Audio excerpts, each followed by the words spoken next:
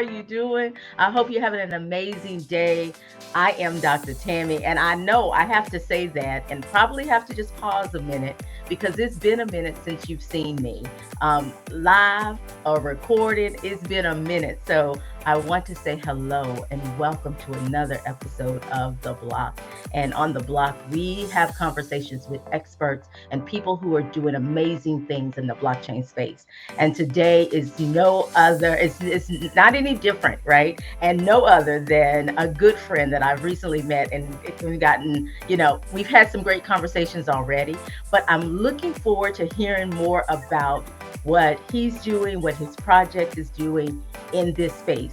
Like, y'all, I made sure I didn't ask too many questions before this because I want all of us to embark on this and learn about this particular project together. So let's just dive right in. So I'm gonna invite my now good friend Jon onto the stage, and we're gonna have a conversation. We're just gonna enjoy the moment and just learning about what it is some people are doing and how they're making impact in this blockchain space. There we go. Hey, there Hello, we go. Press the right button. everyone. Hello, everyone. How are you doing? So, Jon, tell us Yes, a little bit about who you are and what sure, you do. sure thing. So my name is Jon Blaylock. I'm the founder of a cryptocurrency called OPHIR Crypto. My background is actually in several different places. So my family is in the automotive industry. I'm third generation in the automotive industry. Actually, I was also a worship pastor for about 5 years or so. I worked in the UK, headed up music ministry there, and then it was about 2 years ago when I made the bold decision to um, step out from the family business and just immerse myself in blockchain completely, because I came to the conclusion that this is going to be one of the most, or is already one of the most disruptive technologies out there, and that we're going to be seeing, or we all are already seeing, the biggest transfer of wealth that we've ever seen. Um, and I also, during the thick of things, when the pandemic hit, I was exposed to what many of the churches, especially churches in um, more remote areas here in the Philippines, were experiencing, because I helped out with a number of organizations and church groups to try and provide solutions. When the lockdowns hit, it was just absolute devastation in the Philippines, and got to the point where people were starving, and I got to see these churches firsthand, and many of them, you're talking about pastors and missionaries who've left good paying jobs to be able to support their communities in the grassroots, and the most basic of necessities. I mean, toilets that aren't working, churches without roofs, without broken, busted walls. Um, and so then that was when I guess it kind of clicked in me, right? I came to the conviction that blockchain technology could provide solutions and could really, if ever there was a time to get in, it seemed to me this was the time as well, right? And so to provide the opportunity for these churches to somehow be at the forefront of this revolution. And so we decided to create OPHIR Crypto, which is it's a decentralized endowment cryptocurrency designed specifically to endow these churches, to empower these churches, and to educate them, and help them to leverage the technology to be able to help their churches and their communities. So could you kind of elaborate on Ophir's mission, like, and Sure. what it is you really do with blockchain technology and or the crypto community with Mhm. what you're doing? Sure. So I would say that our mission is really to teach these churches to be stewards of their Mm, good stewards of their finances, of their economic energy, and to understand how the financial system actually works as well. mm, But ultimately, for them to take control and ownership, right? So as we know, one of the qualities of of cryptocurrency and blockchain in general is censorship resistance, and you're actually being the custodian or the one in control over your economic energy, removing intermediaries. At least that was how it was meant to be originally, right? Things have changed, and there are lots of complexities that have come up, and blockchain has evolved in many different ways. But we wanted to bring things back to immutability. So our cryptocurrency is there's no admin keys. The code cannot be changed. There's a fixed supply. It's actually deflationary, and it's the very first endowment cryptocurrency on the blockchain. What that means is you're able to stake your cryptocurrency, and typically when you stake your crypto, you can't touch it while it's staked, right? You would need to unstake. Whereas with the way that we've designed it, while your cryptocurrency is staked and generating interest, you're able to scrape or extract your interest.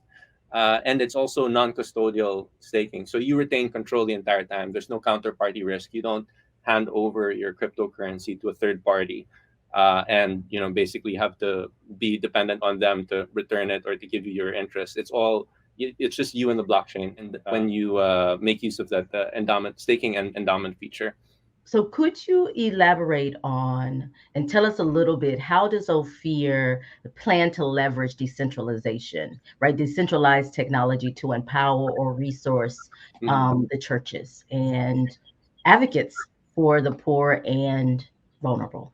Well, one of the biggest and most basic ways is really this concept of censorship resistance, right? I mean, this opens the doors to the entire world now. I mean, all of these churches, now that they're introduced to crypto, and even if it's specifically OPHIR that they're being trained in, now their eyes are being opened, and they're understanding like how the blockchain works and how all of these borders are just done away with. Essentially, you can have donors from all the way across the world supporting these churches for specific purposes. They're able to endow these churches. So I would say that's major in terms of immutability as well, and the fact that they retain control. I think that's very, very critical as well. And so there is no company. There is no. I mean, the goal. I know that it's a crazy goal, right? But the goal is eventually to reach somewhat of like commodity status, the way Bitcoin has, right? I mean, that's the hope, right? And so no central company or entity that controls things. There's no roadmap for the cryptocurrency. It's a completely finished product already. And so they're understanding those concepts, and actually being able to, and one of the amazing things as well is, if you look at the Philippines is we're a developing country.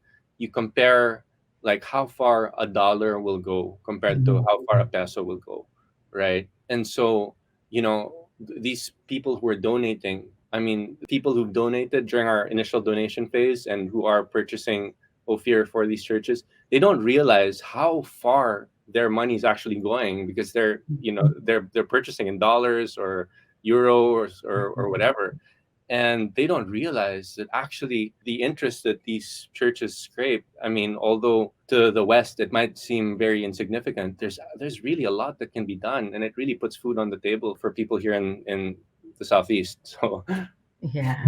So I hear a lot about the opportunities and the great things that this can afford.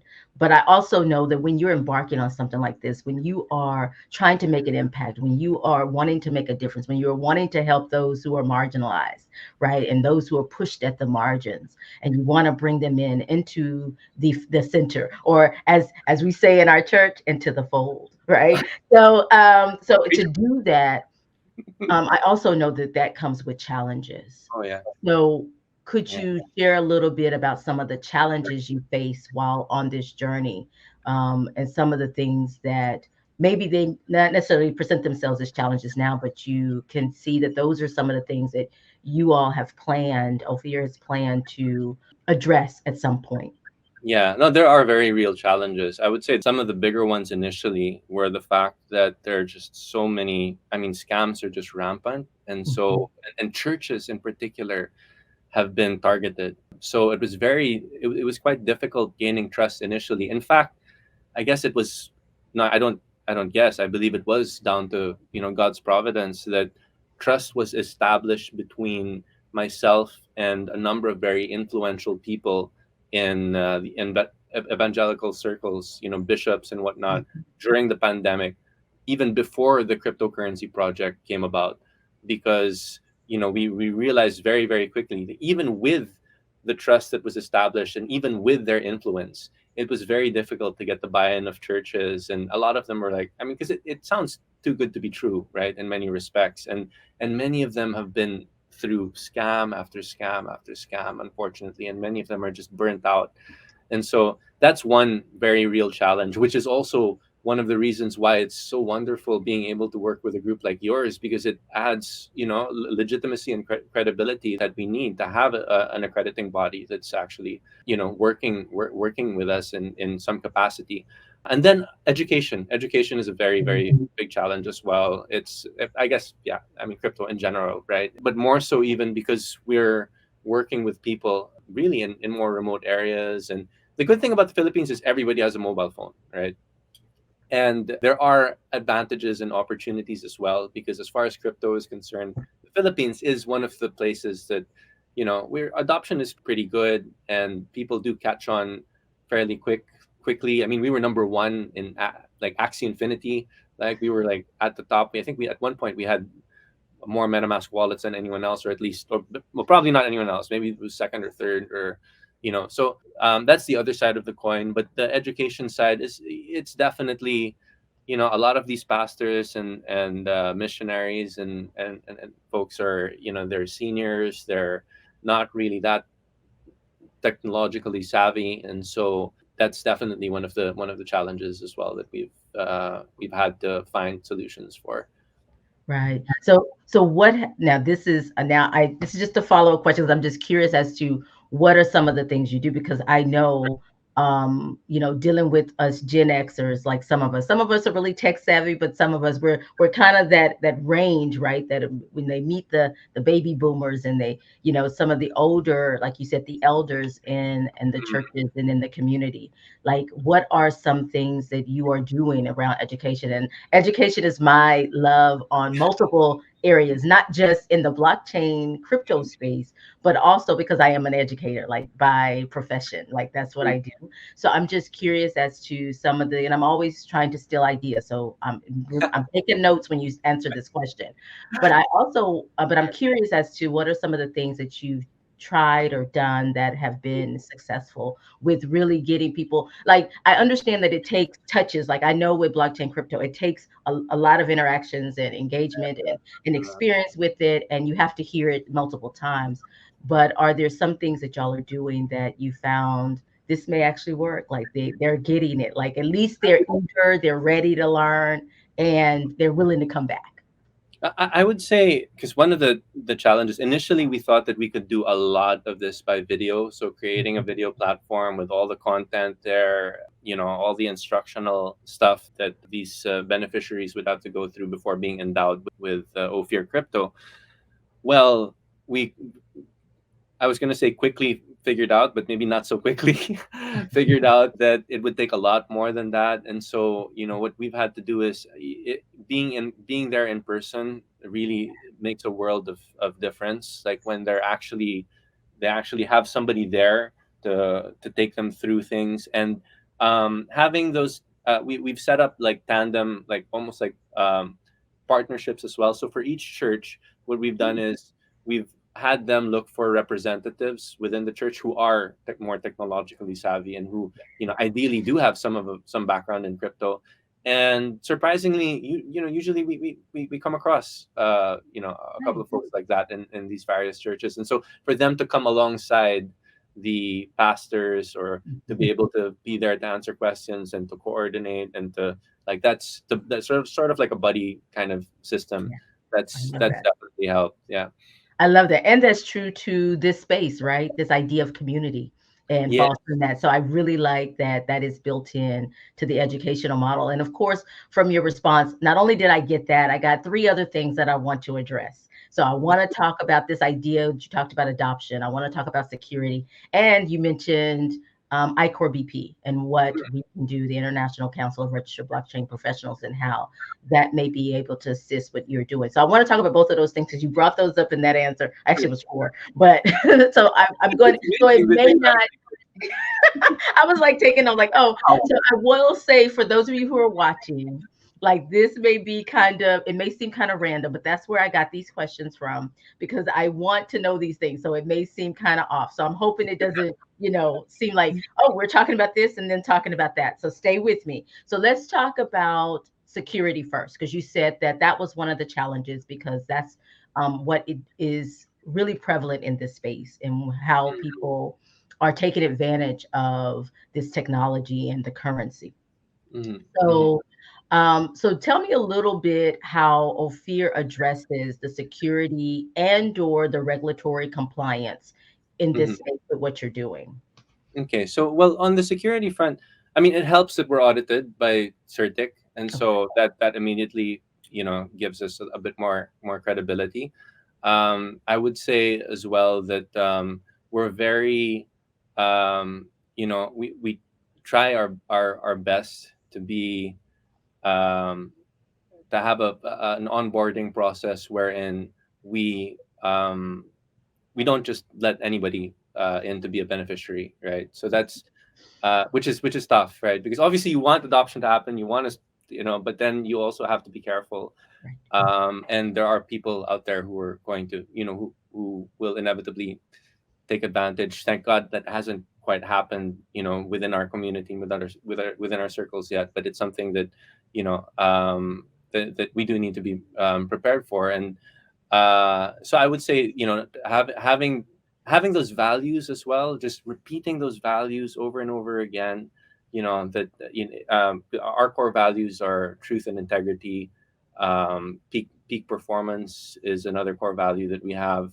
Abundance, stewardship is a major one, and it ties in very well with the whole concept of having an endowment as well, right? So being a good steward and managing those resources well, and just scraping or withdrawing what you need, so you don't kill price, and you do what's best for the community as a whole, right? Um, what was the other question, or what were the other That was questions? it. That was it. That was Security. it. I haven't Uh, asked you yet, but I am oh, going to ask you because you already started answering. So, okay. let's talk about adoption, right? Because Adoption. I'm actually curious about not the current plight, like your current the way people are just embracing what you're doing, in that sense of adoption, but also the broader sense, right? So, how do you envision OPHIR contributing to this broader adoption and understanding of cryptocurrency in the Philippines, but also globally? Like, Yeah. because this is something you're doing something that I haven't really heard of before. So I won't, I can't say it's the only, but you can probably clarify that too if you're the first and the only that's doing this.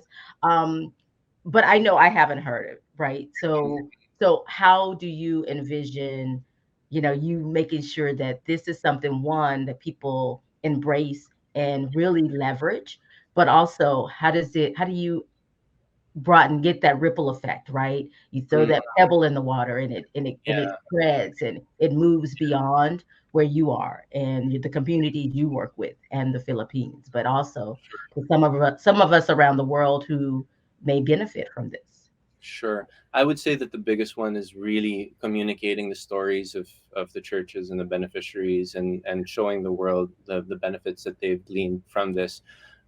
Initially, we as with most things, you think things will be a lot easier than they turn out to be. And so um, what we've found that's really helped us to gain more traction is precisely that when people see that these churches are able to use the crypto. I mean, like, we have one person who set up a store already that accepts OPHIR crypto. So yeah, this is really quite cool in one of these more remote areas. And people who've been able to use the tokens for whether it's feeding programs or whether it's fixing church building or so definitely stories. That's major.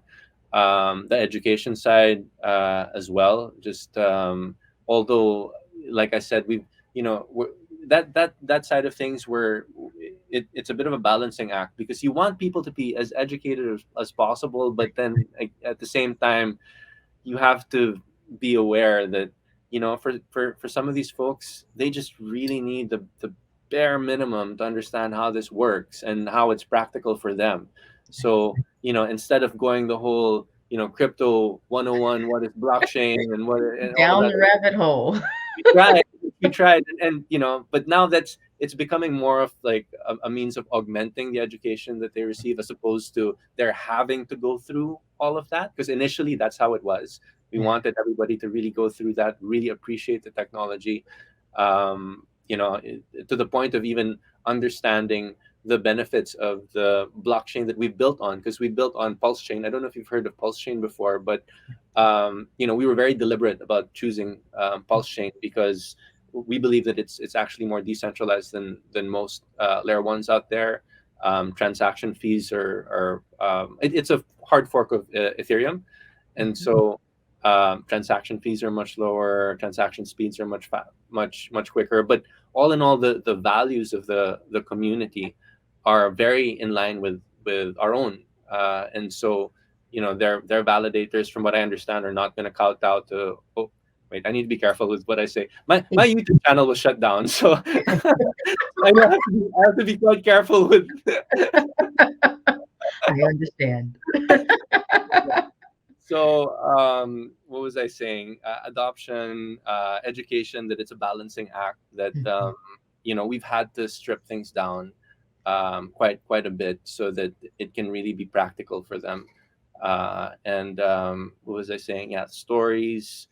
Yeah, So those are. let's talk about some of the stories. So remind us how long you've been on this journey, first of all.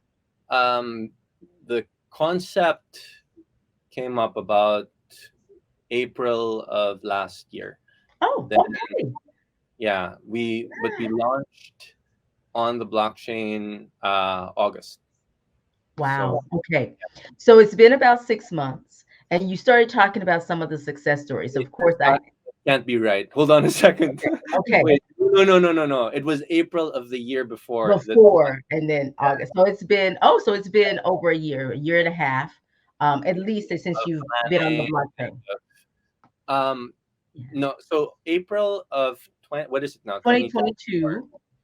So Yeah, this is April of 2024. So 2022 2024. was when it was conceptualized, but it was launched on the blockchain August of 2023. Okay, okay. So during that time, since you've been on this journey, Mhm. what and when you were mentioning some of like someone is using Ofir, accepting it in their store. Yeah. So one, I'm curious on how did that happen? So Mhm. I am curious about that. Like, how did that person like, oh, can I use it in my store? Or did they already have knowledge of They cryptocurrency did. in They that? did.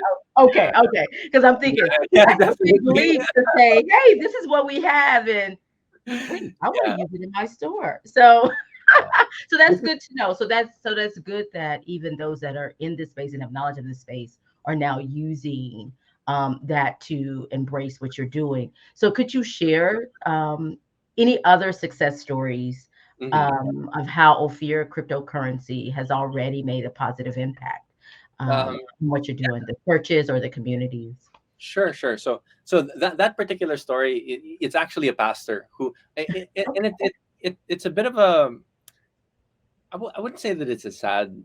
So I mean, there's a happy ending to it, but this is. I'm gonna digress a little bit from your Okay, question. that's I'll, fine. I'll circle back. This pastor, like because of all of the scams and because of the bad reputation, unfortunately, the bad PR that crypto has, this pastor was actually asked to leave his church because of his involvement in Ofir.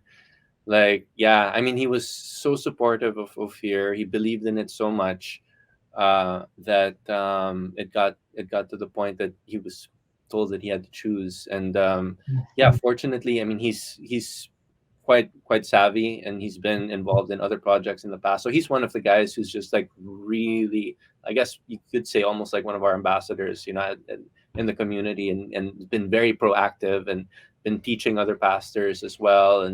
And so that's an amazing story in and of itself. But as far as folks who are not crypto savvy at all, it's really, really amazing that, so we have, for example, we have one lady who's in her 80s, who's she's well known for she goes around in her e-bike around her community. She does Bible studies and like hardcore, Oh, not just that, but travels like hours away to indigenous groups to give Bible nice. studies and whatnot. And anyways, she's actually learned to stake and to scrape crypto, and she's actually been able to make use of those tokens for, you know uh I can't remember specifically what for, but the fact that you have this Yeah. 85-year-old who's actually been able to figure MetaMask out, and Yeah. figure all of this stuff out. It's just, it leaves you with a real sense of fulfillment, and it gives hope to all of these other Yeah. pastors as well, who and so we have a number of stories like that of Yeah. folks who are quite a bit older, who've been able to use who've been able to learn how to stake their crypto, scrape their interest, and use it for whatever. One of the common uses is feeding programs for, yeah. So churches opening up their doors to kids in the neighborhood, spending for that. For I know I've heard of a number of infrastructure related. I mean, fixing little, like toilets and walls and things of that sort. So yeah, those are the kinds of stories that Well, it that sounds like you're onto something. I mean, just the 80-year-old lady just embracing it. I'm not even talking about using it and engaging with it, but just like, okay, I'm open to it. Like that's a big feat for some for that generation. Like to actually get in there and get your hands dirty and actually experience it. That's a whole nother level. So that's really awesome. Those are great stories. Some amazing things. So now I'm curious because I know our time is growing short here. So I'm curious about ICORBP, so the Mhm, International Council of Registered Blockchain Professionals. mhm, In what ways do you see a partnership with ICORBP, and mhm, maybe so much the benefit, like how you see that? Because I know you mentioned that earlier about ICORBP and how what it could do for those that you serve and impact. And mhm. so I'm just curious as to how do you see a partnership with ICORBP working Sure.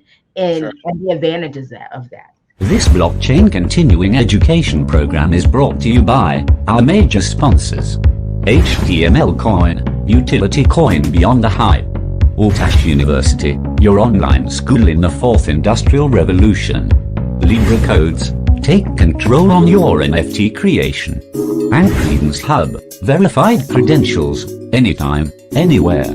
We also would like to thank our partners. Oh, you heard it here. Thank you so much for joining us. This blockchain continuing education program is brought to you by our major sponsors: HTML Coin, Utility Coin Beyond the Hype; OPHIR University, your Sure.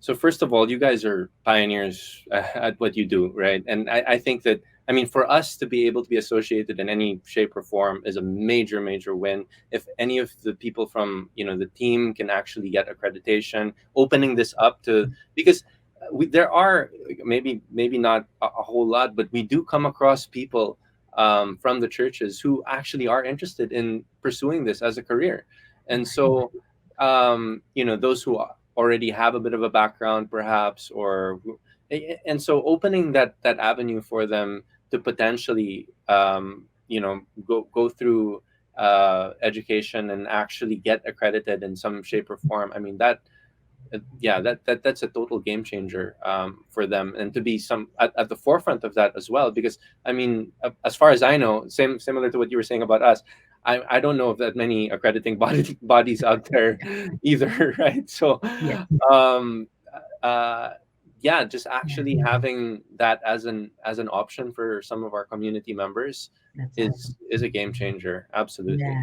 Yeah, because I was just thinking earlier when you mentioned it, and then of course when I was thinking about the question, I was just thinking, I know you all are doing some things around education as well, and probably have, sessions or meetings or things set up already. That's Yeah. already, and the thing with ICORBP is we like to acknowledge those opportunities that you are pursuing education, which, if you think about it, those are quote unquote sessions, modules, classes, right? Yeah. And so those that are maybe even by a traditional educational institution, but then also, like you were mentioning, like some just have experience with it. And if they're getting experience with it, like, especially guided experience, that is even, those things all count, right? If you can show evidence of those, all those things count. And it'd be nice for those, like you said, who are wanting to pursue this, because in addition to what Ofir is doing, as far as that would also open, like those who do want to make it a career or do want to dive deeper or do want to do something in this space, it would open that opportunity. So I could Yeah. definitely see that. Absolutely. So I'm looking forward to working with you and really exploring so many options, because initially I was thinking of one, but now that we've had this conversation, I'm thinking, oh man, there's so many avenues where we can really collaborate and work together and making sure that we are helping you do your work, right, and live out your mission as well. So Yeah. awesome. No, that's super exciting. And yes, we do. I mean, if there's an avenue for you to get involved, or in some shape or form be, or whatever capacity in these educational initiatives that we're pursuing, I mean, that would be great. I mean, just, and if you can, perhaps have representatives to give talks as well and to help us. Yeah. I mean, Absolutely. We have all that. And so that's why I was thinking, like, oh my goodness, like I was just thinking about one little, one thing, but I'm thinking, wait a minute, if they're doing all these things and we have like it could really be something that could really benefit and help, and maybe help what you're doing, like mhm, accelerated a little bit, right? So because it'll help that education piece. And it, like I know for me, like I had to hear it several times, like in the same information. Like someone, they may say it a little different, but I had to hear that same information probably so about 7 or 8 times before then I even like, oh, that's what yeah, they're talking about. Like before, like it wasn't even complicated, right? It was just like cryptocurrency is on the blockchain, like something that simple. It took me a minute to really like wrap my mind around it. And I know it takes several interactions. And I think that between what you all are doing and what we have and that we can offer, that can definitely be an opportunity to really make sure we get all those touches and mm, different learning styles, different yeah, philosophies around just money, right? And currency and how they engage. Like, because some of those things, that mindset is part of that work too, right? Is getting people to adjust, like what this looks like versus what you're used to engaging in, and some of those things. So I know that all of that is important. So I'm down. As we said, now I'm uh, showing my age. That's what we said in the 90s. I'm down with that. So so no, I that's I will invite you to just share anything else that I may not have asked, that I may not have addressed, or anything that you want to share about Ofir, or something you're currently working on or you need our support with, like the community, because we have the world watching. So is there anything that those who are listening live or on the replay can do to support even?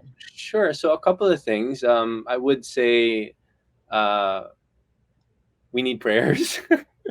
Definitely. I mean, that's always a big one that I go back to. I mean, this has been, you know, I I am a person of faith, and it is the most important thing to me. And the mission that we're on really is, it is, very faith driven. And and so, prayers, definitely, join. I mean, look us up, ophircrypto.com. You check out our socials. We're most active on Facebook because that's really what is the biggest social media platform in the Philippines currently. You can check out our join our Telegram chat as well, which is also has OPHIR Crypto as its handle. But all in all, I guess what I would like to say is that, this is I firmly believe that we're on the cusp of something absolutely revolutionary. If ever there was a time to get involved in blockchain and crypto, I believe it's now. We're at this point right now where we're just about to reach mass adoption. I believe that this next cycle is going to be crazy, and to be given the opportunity to allow for churches to be at the forefront, or those who are sidelined and who are might be strong, a bit of a strong word, but I can't think of any other word right now, but even exploited by the current system. I mean, I feel now is the right time really to get involved, and to see what can be done to empower these churches and these people who don't have the same access. I mean, that's what's so beautiful about crypto, right? It evens the playing field. And so, yeah, so that's what I have to share. Okay, so there's one question I didn't ask. Yeah. And I have to ask before we get out of here. Okay. Because and it's interesting because I love words, I love language, I love all those things. And I just jumped right in, like, tell me what this is about. But I am curious as to the name. Yeah. That's a big one. That's a big one. You should have touched on. Yeah. So Ofir is it's a land in it's found in the Bible. It's found in many ancient texts. In the Bible, it's the land that Solomon sourced the best gold from in the ancient world to build the temple of the Lord. But you find it as well in multiple other religious texts, and so there's no disputing that it was a place that existed. There are some educators and researchers who actually believe that Ofir was the Philippines, or that the Philippines is modern day Ofir. And so so that's the reason. So that's a take I hadn't heard. So that's interesting, because now it really, like, it adds. I love layers to language, so I love that not only just what it means, but that all these other connections. That's so cool. Yeah. So that's where the name comes from. I should have started with that. I should have started with that. And I always ask people that, especially if it's something that's not, common, right? Mm-hmm. Even if I have an idea, I like to ask them. So I get it from the quote unquote horse's mouth, right? I get it from the source. And so I had to ask that before we went, because I wanted to make sure that everyone understands that everything that you've done from that April of 2022 until now has been really thoughtful and intentional. Mm-hmm. And I think that starts with the name, which is why when you were saying your last, your final thoughts there, which may not be your final thoughts, but I know in church, where we have several closings. So we always say we're going to leave, and then there's another one. I know in the Black church, that's what happens. The pastor always says it's time to go. Okay, I'm wrapping up, and then they start another conversation, and then they're wrapping up. So I think we're holding true to what happens culturally for me. And Filipino churches can be the same. So. So I think we're doing that here in a roundabout way. But I thought that was really important. So because I think it really adds to that. This is intentional, and what you are doing is really about change, impact, and helping those who are at the margins. And if to support, whether it's just sharing and spreading the word, like it could be something simple, but of course, other things help too, right? Donations and some of the things that you mentioned earlier also help. But I think that even from that point, it confirms that this is not just any other project. Like, it's built around intention. It's built around community. It's built around the idea that we are going to make a difference in the people's lives where we are. And I think that's a big message for everyone when it comes to this space, is think about how this technology, the currency, all of this can impact you. And I think the one thing that you said that really is really kind of at the core of why I do this and like to onboard people, and I like that part of the process, is because we have to make it relevant to where people are and what they're in their lives, right? We have to make sure they know how they can do it. I remember when I first came into this space, it was all these use cases that were like irrelevant to me, right? It didn't make sense. But I think what you're doing and making sure that what you're doing is relevant to the people and the information they're getting is relevant to where they are and their level of understanding at that point. Of course, we love for them to progress and know everything about this space, blockchain technology and cryptocurrency. But the honest truth is we really got to meet people where they are. And I love that that's also a part of your work and your approach. So I want to thank you, Jon, for taking time to share with me. I'm going to have you share the social, since I had another closing and we started a whole other conversation. I'm going to have you share the socials again. They will definitely be on the screen, but I do want you to share those. And any way that anyone can get in contact with OPHIR, support OPHIR, if you could just kind of share some of those things, that'd be great. Thank you. Thank you. In line with the multiple closings, there's something else that I'd like to just very quickly touch on. I forgot to mention that our tagline is mining hearts of gold. And so I think that so goes with the name and and mining hearts of gold. And we want to essentially channel this abundance towards hearts that are determined to serve others. And so that's the way in which we mine hearts of gold. So our socials are how can we connect with you? OPHIR, everything is OPHIR Crypto. So our Telegram is OPHIR Crypto, Facebook /OPHIR Crypto, Twitter is OPHIR _crypto.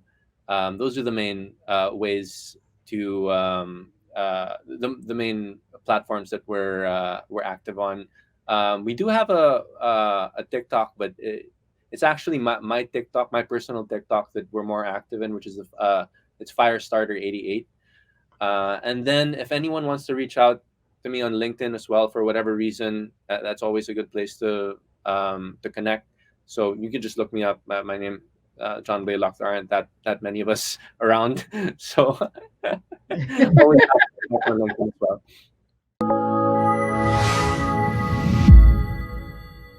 Yes. So Jon Blaylock, you heard it. Make sure you connect with him on LinkedIn. Follow what he's doing and all that they're doing.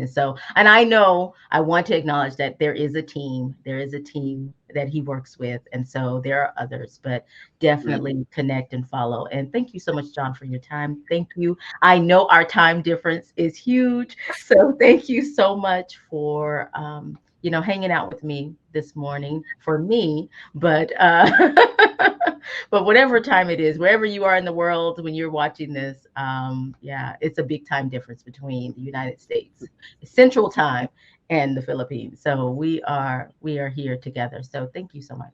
No, it's both a privilege and a joy. And I'm amazed at all the work that you guys are doing as well, and just elated to be able to be here with you today, and looking forward to what's to come. Very, very, very much so. Awesome. Thank you. Cool. All right, y'all, you heard it here. Thank you so much for joining us. Thank you, Jon, for being my new friend and joining me here on the block.